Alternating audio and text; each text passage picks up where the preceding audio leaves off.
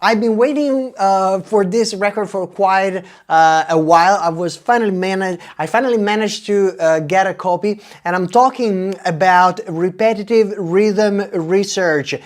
This is FW2526, is a triple record, jam-packed with boss tunes from the first one to the last one. And it's a compilation of 12 tracks, 12 artists, zero copy-paste techno, from dark slow burners to futuristic and Detroit inspired cuts.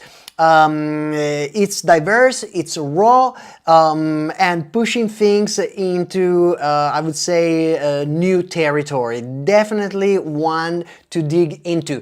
Out of all these amazing cuts, I chose to share with you a special one. The track is made by Conrad van Orton. The title is Plaintive Drift. Let's enjoy it together. We are streaming live from beautiful Conegliano, Italy, from the XYZ Creative Center. This is 0 to 100. We are moving from mellow vibes to peak hour bangers. Enjoy!